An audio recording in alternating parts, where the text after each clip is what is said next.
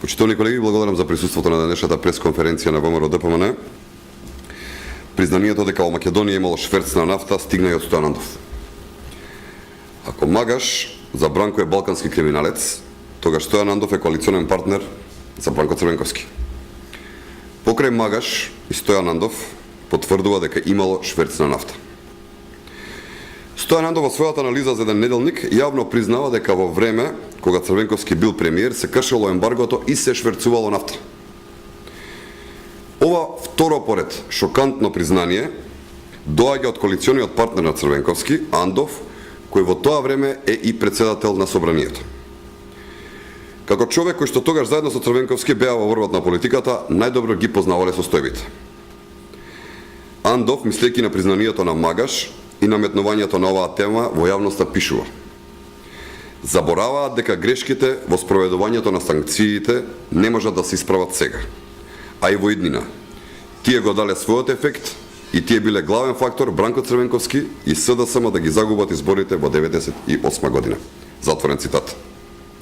Дополнително, Андов во оваа своја анализа обелоденува дека сознанијата за шверц имал и меѓународниот фактор, зашто отворено представници на Обединетите нации ја предупредувале владата на Црвенковски, заканувајќи се со строги санкции.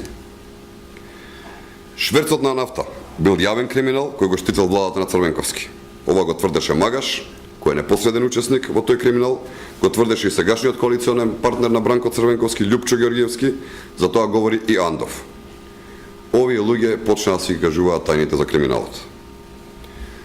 Токму затоа, цели 13 дена, Бранко Црвенковски одбегнува да се соочи со јавноста и да одговори за шверцот на нафта. Господа, овде се работи за криминал, тој не се заборава, ниту пак се простува. Се работи за милиони долари, за кои што постојат сомневања дека се испрани и украдени од државава. Нема запирање. Бранко Црвенковски лично мора да одговори каде, кој се и колку заработувал од шверцот на нафта. На кои тајни банкарски сметки завршиле парите кои се крадеа во времето кога народот се ромашуваше, а фабриките се затвараа. 13 дена Бранко молчи за милионскиот шверц на нафта. Тука се работи за милионски криминал, затоа Бранко престани да го омаловажуваш сопствениот народ. Ајде, собери храброст, одважи се, излези и одговори на овие прашања конкретно и без заобиколување.